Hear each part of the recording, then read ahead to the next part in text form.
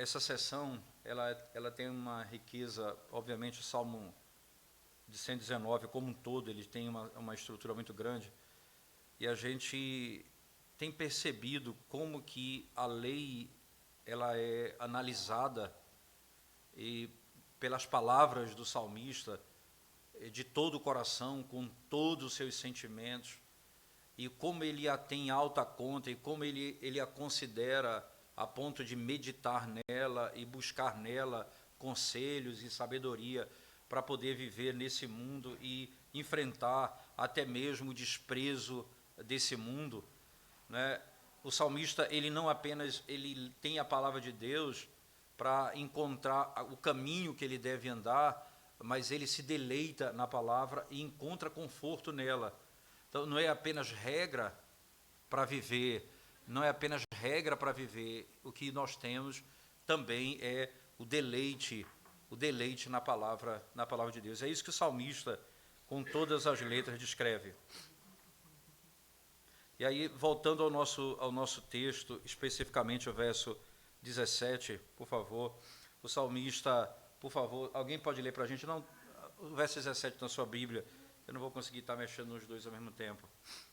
Só apenas o 17, a parte inicial.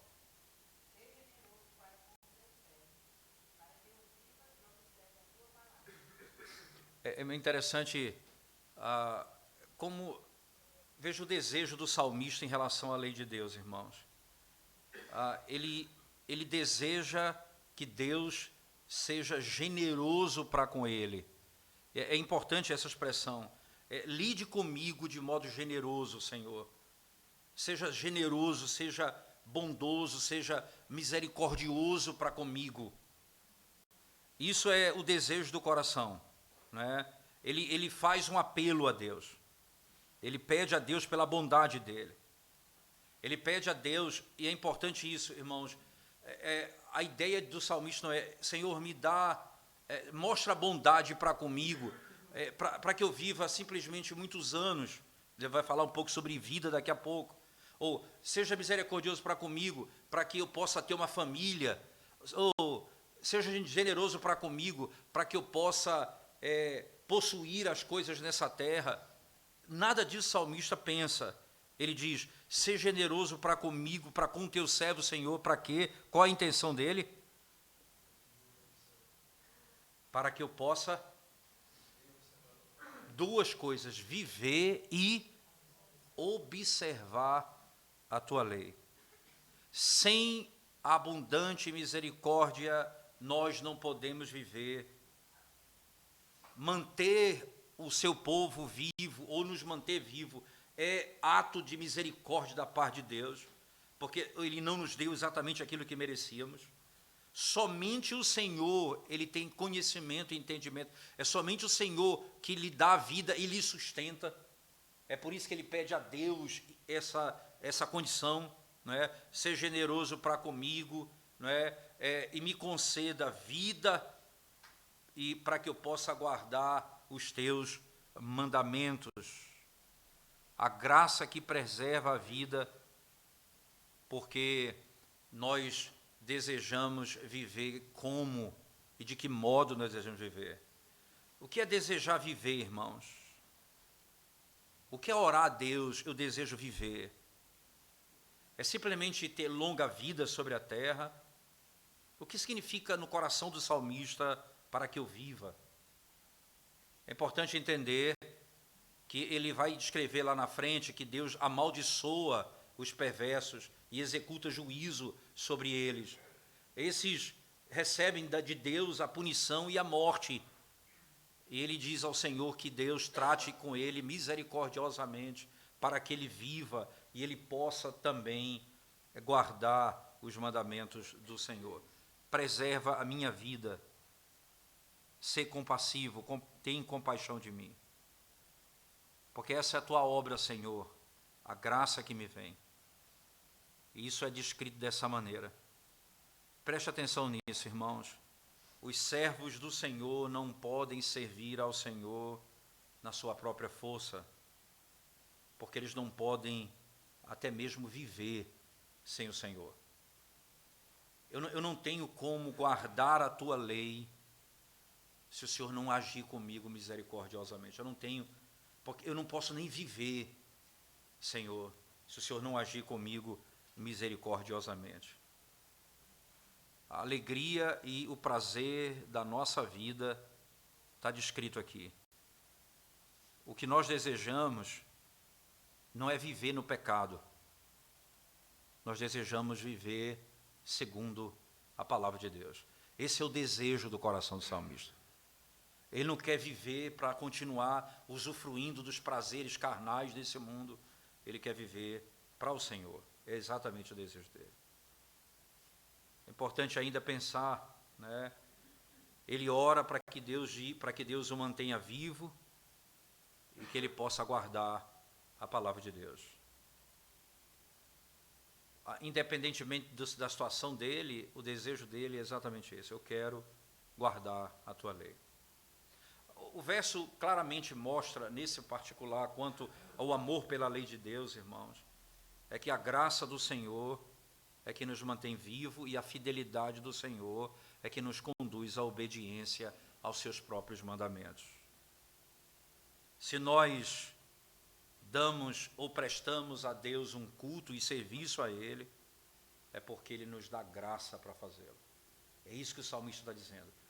Age comigo de modo compassivo para que eu viva e guarde a tua lei. Veja, se eu guardar, se eu obedecer, é porque a tua graça veio sobre mim. É por isso que ele começa pedindo pela... E é essa a nossa relação com a lei. Né? A gente pede a Deus não outra coisa senão para poder servi-lo em obediência, ou guardar os seus preceitos. Senhor, ser compassivo para comigo, para que eu ame, para que, vivendo, guarde os teus mandamentos. Tenha prazer nos teus ensinamentos. A bondade de Deus se revela dessa forma. Aqui está a oração. Né? Aqui está a oração. Quanto mais nós adoramos a Deus e quanto mais nós temos a santidade em alta conta e quanto mais nós perseguimos a santidade, mais nós vamos ser conduzidos a Deus para ajuda, por socorro. Quanto mais eu sou levado à santidade, mais eu volto a Deus para socorro e ajuda, porque eu não vou conseguir sem a bondade dele para comigo. O salmista diz isso: me ajuda, Senhor, age comigo de modo compassivo, para que eu possa viver e possa guardar os teus mandamentos. Perseveraremos até o fim. É interessante que aí no verso 18, irmãos, que ainda não está aqui, no verso 18 ele diz, o texto mais conhecido: abre, Senhor, os meus olhos, para que eu possa contemplar as maravilhas da tua lei. Perceba, primeira coisa importante aqui, a consciência do salmista. Veja, irmãos, ele vai a Deus pedindo socorro para que ele viva e guarde os mandamentos do Senhor. Agora, ele pede a Deus que abra os seus olhos. Perceba, e aqui o que é o mais fantástico para mim é que Davi, que está escrevendo o Salmo, é inspirado por Deus, e ele está dizendo isso com suas palavras. Veja, abre os meus olhos para que eu contemple as maravilhas da tua lei. Eu preciso, Senhor, ainda em mim, eu não preciso apenas da tua misericórdia para me fazer viver e guardar. Eu preciso que o Senhor opere com o Espírito em mim, para que os meus olhos sejam abertos. Porque se o Senhor não abrir, veja, eu preciso da tua compaixão, eu preciso da tua bondade para obedecer e viver. Eu preciso que o Senhor abra os meus olhos para que eu possa enxergar. Isso fala da natureza da Escritura, irmãos. Nós não estamos simplesmente lidando com um livro de poesia ou de sabedoria, em que nós vamos descortinar as técnicas de interpretação de salmo, e ao fazê-lo nós vamos entender o salmo e tê-lo no coração. Isso fala da natureza, isso nos ajuda a entender o salmo, mas aqui o salmista vai na natureza do texto. É palavra de Deus, e também é o próprio Deus quem me fará abrir os olhos para compreender. Mas ainda outra coisa importante frisar no texto é que, veja que ele olha para a lei. Porque Senhor, eu não quero olhar para a tua lei para encontrar nela simplesmente as coisas que são duras ou simplesmente aquilo que parece estranho. Ele diz, as maravilhas. Qual é a percepção dele? Na lei de Deus eu encontro maravilhas. Eu encontro prazer na lei de Deus. A oração, ela vai implicar inequivocamente na certeza das trevas no meu pensamento, na minha incapacidade de ver. Mas mesmo sabendo da grandiosidade do que está ali, eu sei o que está ali, a ponto de dizer, para que eu contemple as maravilhas da tua lei. Eu sei o que tem ali. Eu sei o tesouro que está escondido ali. É a única coisa que eu peço. Isso abre os meus olhos para que eu possa enxergar.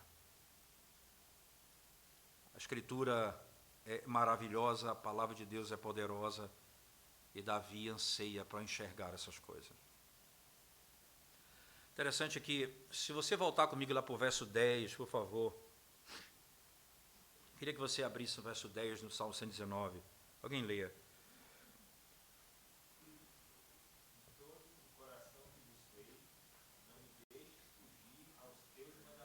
Interessante. Não me deixe fugir aos teus mandamentos. Desviar dos teus mandamentos. Quem é que se perde, irmãos?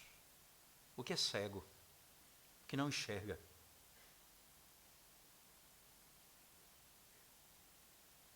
E se você olhar ainda na sequência do texto, ele diz, não, veja o verso 10 ainda, leia a primeira e a segunda parte de novo.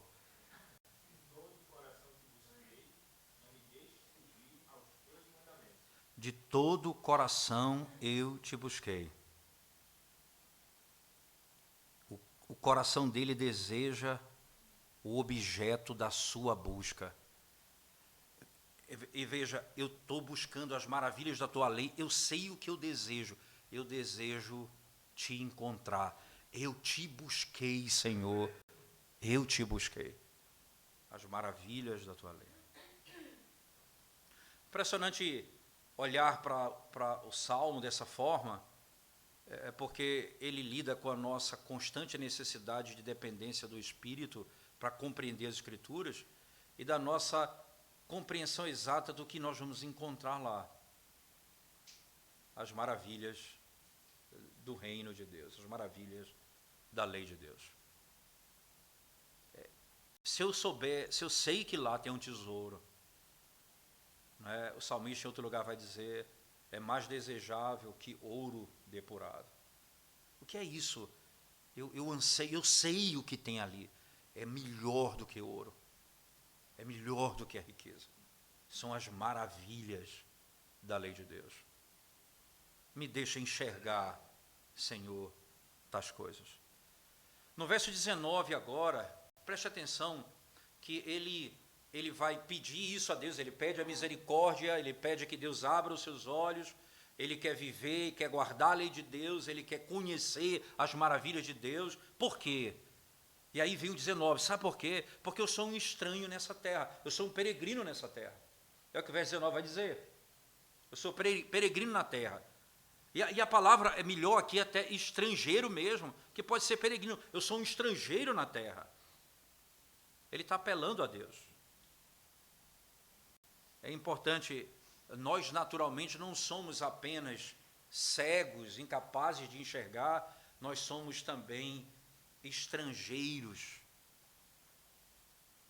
E é importante olhar, porque o que significa, o que ele quer dizer com isso aqui? Nós somos estrangeiros na terra. Ele quer dizer que a terra não tem valor nenhum para a gente, que a gente não se preocupa com as coisas desse mundo, é isso que ele está dizendo? Não. O que ele está dizendo é, nós não usamos as leis do mundo para para ser conduzido nessa terra. Nós somos estrangeiros, o nosso padrão é outro, a nossa perspectiva de vida é outra. Nós somos estrangeiros aqui. E daí, você olhar na parte B do verso, sou o peregrino na terra, não escondas de mim os teus mandamentos. Por que não esconda? Veja, no verso anterior ele diz, abra os meus olhos para que eu contemple as maravilhas. Agora ele diz, eu sou estrangeiro nessa terra, não escondas de mim os teus mandamentos. Porque, Senhor, se o Senhor esconder, se eu não encontrar, daí ele busca, daí ele ansiosamente anseia e deseja por aquilo. Porque ele sabe que se ele não encontrar, ele vai andar errante nesse mundo, ele vai seguir os seus próprios passos, ele vai seguir o seu próprio coração, ele vai seguir o seu próprio pensamento, ele vai seguir sua própria percepção de mundo. E não é isso que o Senhor requer do seu povo. Nós somos estranhos nesse mundo por causa de Deus. Nós somos peregrinos nesse mundo, de fato, e caminhamos para uma nova cidade, mas nós não só caminhamos para uma nova cidade, nós caminhamos em outro padrão nesse mundo, nós temos um outro tipo de conduta nesse mundo. Tendo em vista que nenhum de nós, irmãos, conhece o caminho um do outro, ou conhece o que cada um pensa, todos nós deveríamos pensar e buscar uma única coisa: não escondas de mim os teus mandamentos, Senhor, porque eu sou estrangeiro nessa terra. Eu sou de fato estrangeiro nessa terra. O mandamento de Deus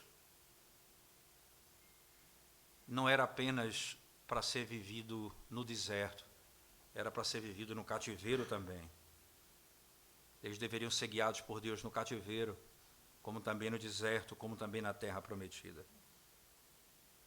Dessa maneira, eles pediam a Deus, eles clamavam a Deus, não esconda de mim os teus mandamentos.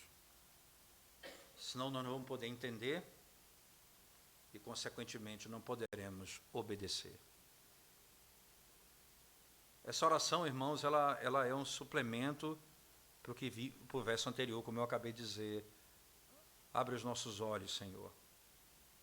E quando nós oramos para ver, irmãos, nós podemos também dizer o seguinte: eu posso até ver, mas o mandamento está escondido. Ele diz, abre os meus olhos, depois ele diz, não escondas de mim os teus mandamentos. Não escondas de mim os teus mandamentos. Nós faremos bem se nós olharmos para os dois lados na nossa caminhada. Aquilo que nós estamos buscando, e nós devemos, na nossa caminhada, pedir a Deus em cada ponto da nossa caminhada: abre os meus olhos para que eu contemple a tua lei, para as maravilhas da tua lei. Não escondas de mim, Senhor, os teus mandamentos, porque eu sou estrangeiro nessa terra. Em cada circunstância, eu devo perguntar: qual o caminho que eu devo seguir? O que tua lei me conduz? Como eu devo viver? Quais os princípios que eu devo aplicar? Aí o verso 20, por favor, leia comigo. Os julgamentos de Deus são o quê? O melhor? Leia, pode ler? Interessante. Minha alma está consumida por desejar incessantemente os teus juízos. Aquela oração, irmãos, não é hipocrisia. Aqui ele descreve algo impressionante. Quando ele diz, abre os meus olhos, ou para que eu viva e possa guardar os teus mandamentos. Depois ele diz, não escondas de mim os teus mandamentos, porque eu sou estrangeiro nessa terra. esse pedido não é simplesmente palavras teologicamente orientadas. É o desejo do coração. E isso aqui, irmãos, é o que nos separa da hipocrisia, é o que nos separa do farisaísmo, é o que nos separa do legalismo. Esses termos usados. Se você for para o nosso catecismo, que diz assim, o que é oração, eles vão dizer, é a apresentação, a oferta dos nossos desejos a Deus.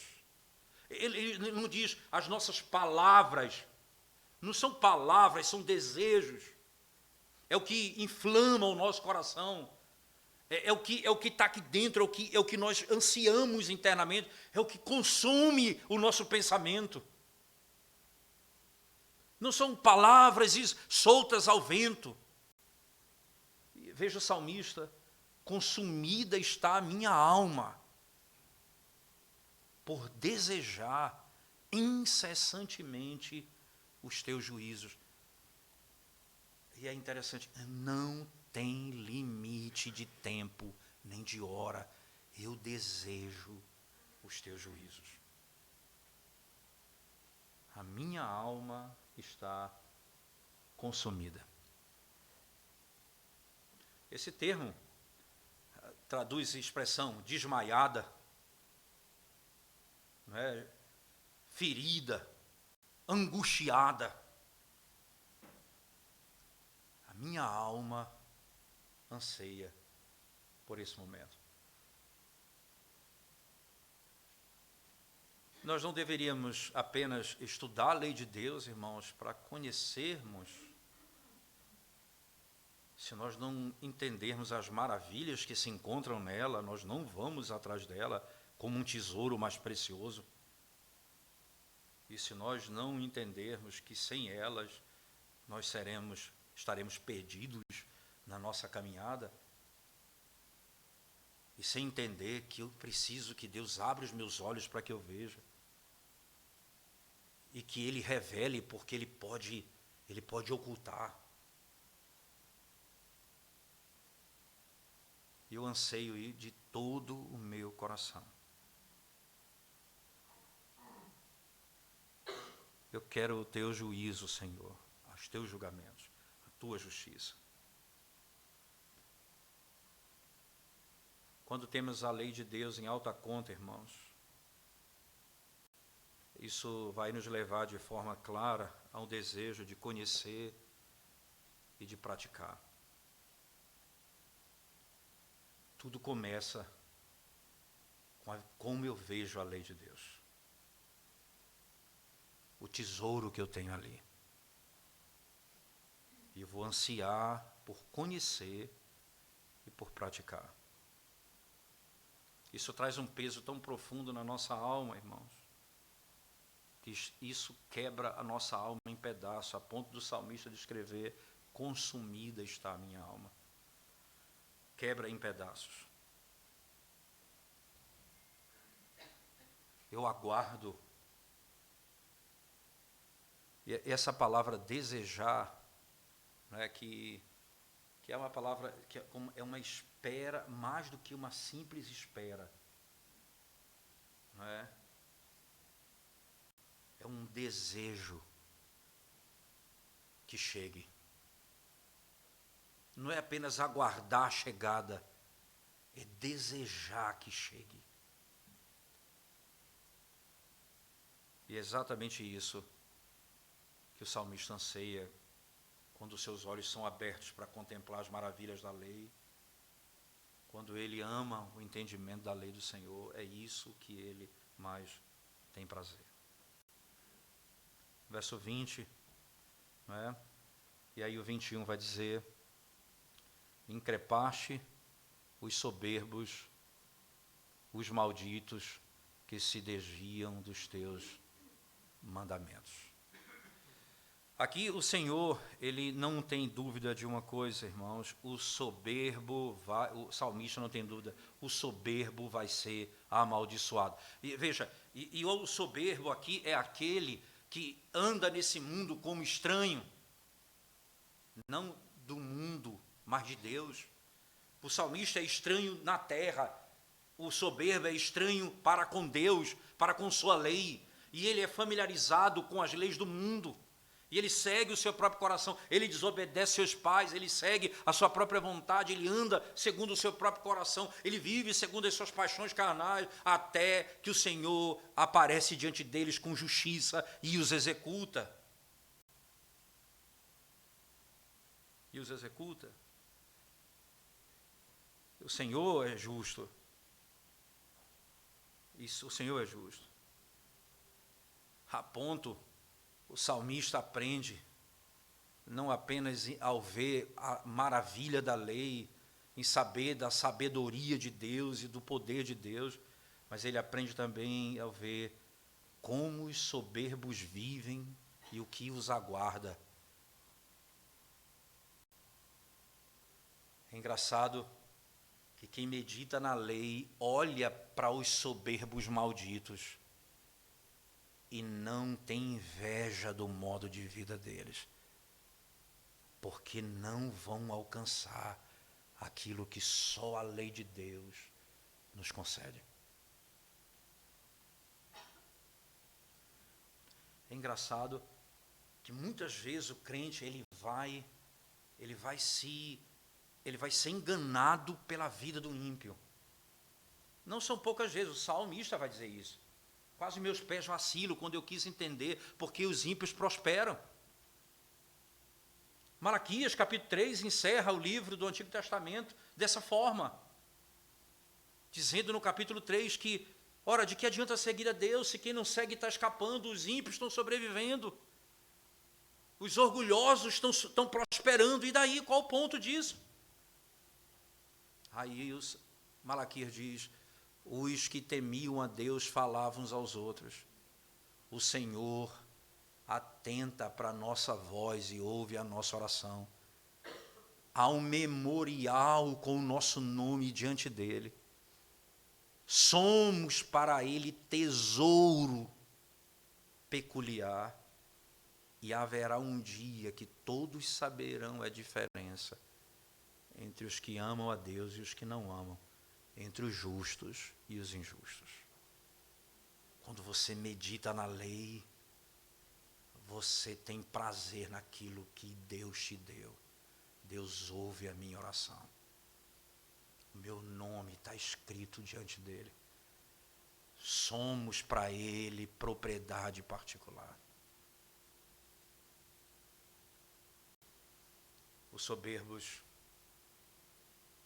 o texto diz, increpaste, é um termo mais pesado do que condenação, muito falar de maneira dura, muito mais ainda do que isso. Increpaste os soberbos, os malditos, que se desviam dos teus mandamentos. Lembra do verso 10 que nós lemos? Não me deixa desviar dos teus mandamentos. Esses se desviam dos mandamentos do Senhor. Ele quer ver, ele quer compreender, ele quer que o Senhor não esconda dele a lei, enquanto que os ímpios e soberbos se apartam do caminho e seguem o seu próprio coração. Aqueles que praticam isso, irmãos, vão entender uma coisa, que somente os humildes de coração são obedientes. Daí a palavra soberbo, colocada em contraste com aquele que diz, haja comigo com misericórdia, me deixa viver para que eu guarde os teus mandamentos. Abre os meus olhos para que eu veja. Eu dependo de ti.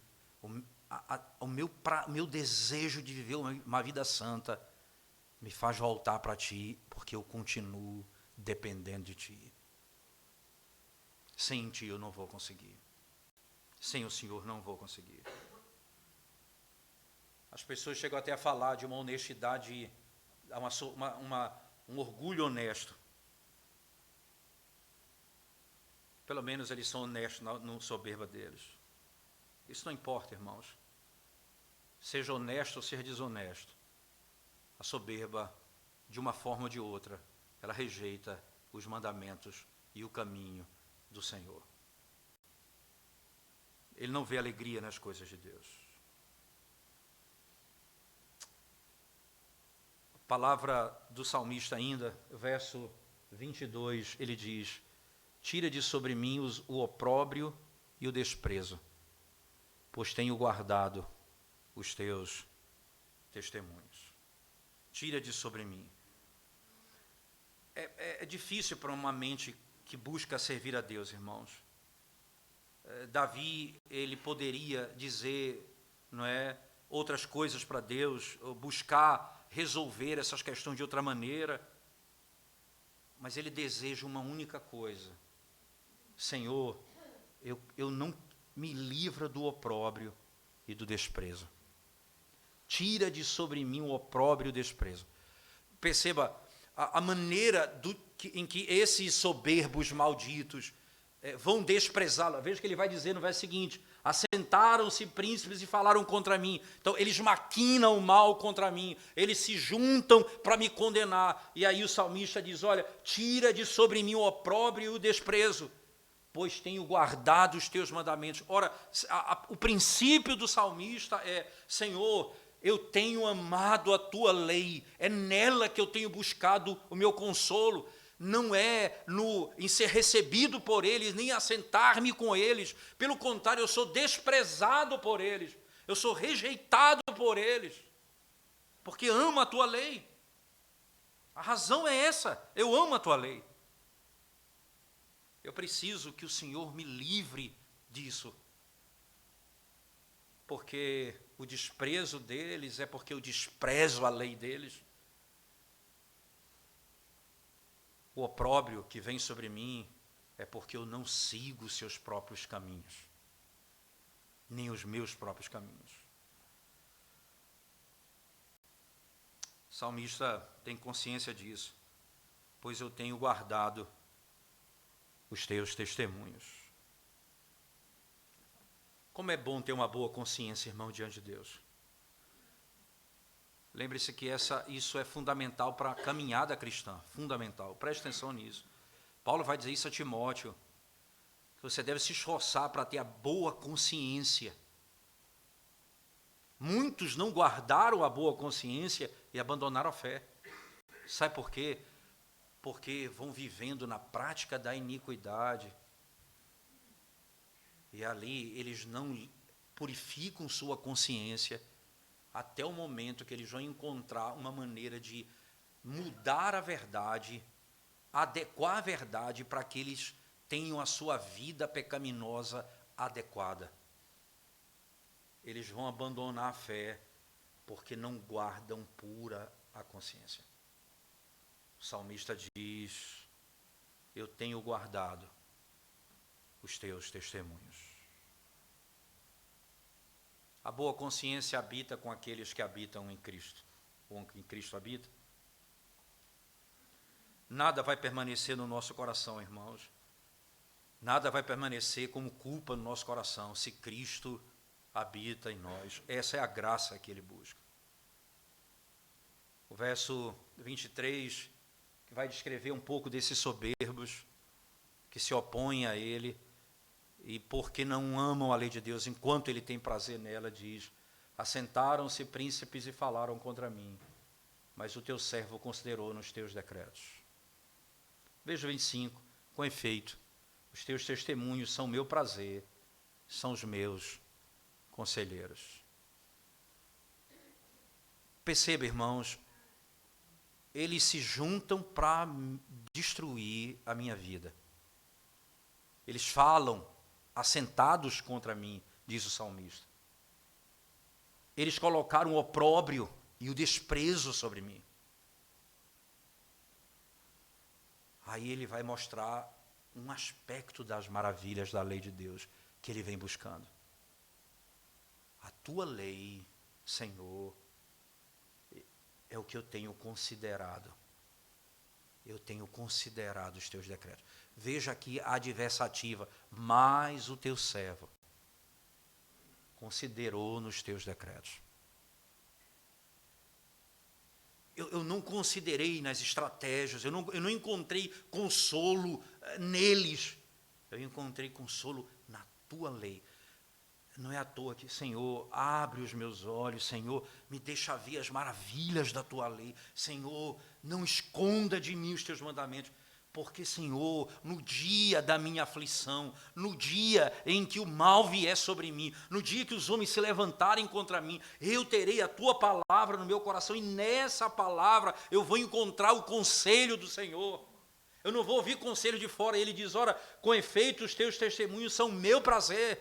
E veja, aqui o meu prazer não está em ser recebido por eles, o meu prazer não está em me assentar junto a eles, o meu prazer está na tua lei. E mais, Senhor, os teus decretos, são os meus conselheiros. Ela me aconselha. Lembra do Salmo 1?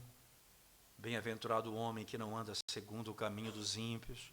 Melhor, o homem que não anda segundo o conselho dos ímpios, não se detém no caminho dos pecadores, nem se assenta na roda dos escarnecedores. Antes o seu prazer está na lei do Senhor, e na sua lei medita dia e noite. Ele contrasta o conselho dos ímpios com o prazer da lei do Senhor. É na tua lei que eu encontro prazer. É na tua lei que eu encontro conforto. É na tua palavra que eu tenho o melhor conselho. É aqui que eu sou aconselhado. Fui rejeitado. Tua lei me diz que eu sou o teu povo. Eles se assentam, eles se ajuntam para falar contra mim. A tua lei diz que eles fizeram isso contra o teu filho. Mas ele venceu e destruiu todos os seus inimigos. Eu tenho certeza que esse é o caminho que eu devo trilhar. Eu medito nele. É o meu prazer, é o meu deleite. Vai ser uma grande mudança na nossa vida, quando nós começarmos a olhar para a lei, não simplesmente como um peso, mas como prazer, e como deleite, e como conselho, e como orientação, no modo como eu devo viver nesse mundo. No tempo que nós vamos entrando nesses textos, irmãos, nós vamos aprendendo que o caminho certo de lidar com aqueles que armam contra nós é o caminho da lei do Senhor. Vamos dar mais atenção ao verdadeiro testemunho da palavra do que aos falsos testemunhos dos homens. Nós vamos ter mais alegria no tesouro que nós encontramos na lei do Senhor, que é Cristo, do que naquilo que nos é retido no mundo, ou os benefícios dessa terra por causa do Evangelho. Quanto mais eu amo a lei do Senhor, mais eu dependo do Senhor para amá-la. Quanto mais eu desejo vida santa, mais eu preciso do Senhor para viver uma vida santa. E quanto mais eu conheço a lei, mais eu encontro conforto e consolo no dia da minha angústia. Nós vamos, mais uma vez, dividir em oração, mas se algum irmão tem alguma pergunta, alguma colocação, por favor.